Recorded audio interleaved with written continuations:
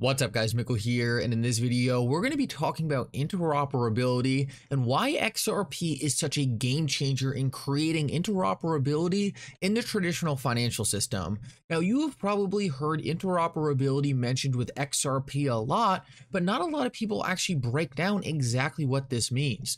In this video I want to break down why XRP is such a transformative technology in creating interoperability between payment systems all over the world. Now this isn't going to be the most technical video you have ever seen. I'm going to be breaking this down in a super easy way to help all of you understand how critical XRP is going to be in transforming this part of the financial system. This is not one of my usual videos, but I think this is going to help you out a lot. Fully understand the bullish thesis for XRP.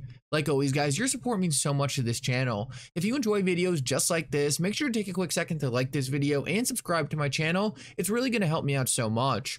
Also, if you ever need a good place to buy some XRP or the player token, make sure to check out my favorite exchange Uphold down in the description of this video. With that said though, let's jump right into it, and I hope you guys enjoy the content. So I want to start out this video focused on interoperability with a quote by David Schwartz, because I don't think there is a better source of information for this topic. And if you enjoy these quotes like this, make sure to give XRP Crow a follow. He does a great job of reposting these old quotes, and it just keeps you up to date on all these things that were said in the past that help you piece together exactly what's being built with the XRP ledger. A lot of this stuff happened before I was even really following XRP, so it's super cool to be able to catch up on things like this and just not miss out on some of these game-changing quotes that really helped my understanding of the XRP ledger get to where it is today. So I want to start off with this quote by David Schwartz. He said, "We at Ripple have technology to allow every financial institution on the planet to settle with any other institution in a compatible jurisdiction in any asset in seconds for less than a penny." So I want to break down exactly what he's saying here. Right now in our traditional financial system, we have broken connections between every single financial institution. Now, there are small pockets in the United States and other countries where you do have a pretty fluid payment system. But the second you want to go cross borders or go to a different jurisdiction, everything breaks down. And that's because every single country all over the world all has different standards for how to settle payments. They all have different banking standards, and they all have different regulations. Because of this, we have an extremely fractured global financial system. None of these different ways to move value link together, and that creates massive headaches in the current financial system. It should not take 2 to 3 days and cost 15% for me to send money to a different jurisdiction. Now, one of the biggest misconceptions out there is why these different companies right now are charging that amount. It's not because they want to. If they had a better solution that wouldn't allow for these massive headaches to happen, they would implement it because it would capture a gigantic amount of value. They just simply do not have the technology to create a system that gets rid of these headaches. We need to understand that the current rails implemented in our financial system were built in the 70s. They are extremely outdated and falling apart. We have so much better technology in the world right now, things like XRP, but they haven't been implemented because our financial system is so conservative. It moves extremely slow. We need to make sure all this technology is properly flushed out, because God forbid they implement a technology that ends up failing in the future. They can't risk something like that with our financial system. It's much less of a risk when you're talking about something like taxis with something like Uber. If it doesn't work, you can just go back and re-implement taxis. But you can't change the financial system and then be like, oh, the whole thing just fell apart, let's just go back to the old one. That doesn't work. So what I'm trying to say is right now we have an extremely outdated financial system that creates huge issues in terms of interoperability. We have the technology to solve it now, but thus far, we've just been super conservative in implementing it. The risk reward factors haven't been there, but we are getting to a point where that is about to change, and I want to show you exactly how XRP solves this problem. So I want to start off with just a super simplistic diagram of what's happening in the financial system right now.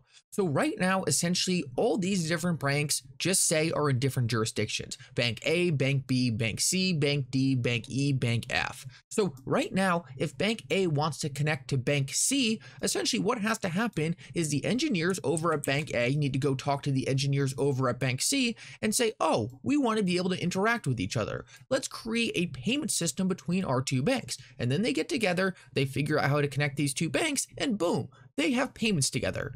But the problem is you only connected two banks. And we have a very small example here. We know that there are hundreds of thousands of banks out there, all in different jurisdictions. But let's keep running with this. Now Bank A wants to connect with Bank B. So they talk to all their engineers and they say, okay, Bank A and Bank B, let's get together and create a connection. Boom, now we have that connection. Well, there's still 4 other banks Bank A hasn't connected with, and their engineers have been busy connecting with these other banks. And just watch how this problem is about to spiderweb. Then you have Bank B. Bank B is only connected with Bank A. It's not connected with any of the other banks. Even though Bank A say connected with every other bank out here, and I'm not going to draw every single line, but you can see how this is going, that didn't connect Bank B to anyone. Bank B is still only connected to Bank A. So now Bank B has to go and recreate all these same connections and start connecting to all these banks.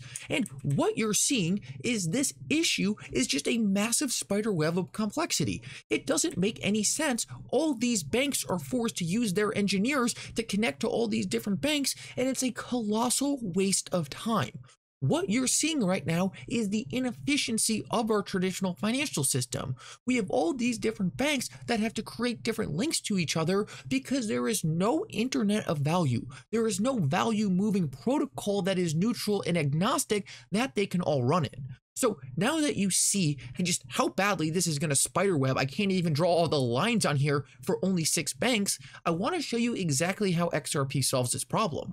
So once you introduce XRP to the system, it consolidates everything. And what you're looking at is what the financial system should look like. Right here, we just have Bank A saying, okay, I want to connect to every other bank in the world, so I'll just connect to XRP.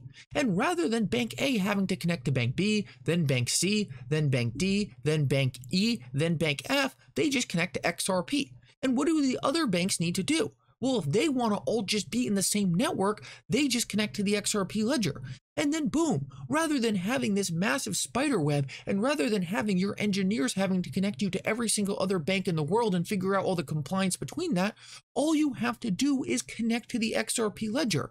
And then boom, you are on an internet of value where you have connectivity to every other bank in the entire world. Imagine if you ran a business and to communicate with other businesses, you had to create a phone line to every other business in America. That does not make any sense. It would make so much more sense if you could just jump on the internet and boom, everyone was connected in a place where they can share information. That is what is happening in the banking sector today. Right now, all these different banks need to create connections to one another, and it is massively inefficient. But the point I am trying to make is that doesn't have to happen. XRP is a neutral protocol of value that can sit in the middle of all these banks and create that internet of value, create that interoperability that allows all these banks to connect to each other instantaneously and be able to move value all around the world. Now, rather than having your engineers spending all day connecting yourself to every single bank in the world, you just connect to the XRP ledger and you are instantaneously connected to every other bank out there. I really hope this helps you understand exactly how powerful this technology is. All I focused on here is one super simple example of how interoperability fixes a massive scaling problem in our current financial system. And as we all know, XRP does so much more than this, but this right here for me is one of the biggest issues out there. And just so you guys know, this doesn't just stop at banks. This goes to payment providers. This goes to the Ubers of the world, the Amazons of the world. None of these companies want to focus on payments. They want to be able to hook up to one protocol and say, okay, as Uber, we want to focus on giving people rides. We don't want to focus on how does this driver who wants to pay in this currency send money from this bank to this other currency because say they're visiting the United States, but their main accounts are set up in Mexico. That kind of stuff should not have to be dealt with. What should be being dealt with is Uber providing the best ride possible and focusing on a neutral, agnostic protocol in order to move value all around the world, regardless of where it's going to or coming from. I hope this makes sense to you guys. I hope this gave you a better understanding of exactly how powerful interoperability is going to be in the future. If you enjoyed this video, make sure to like and subscribe. And for now, Mickle out.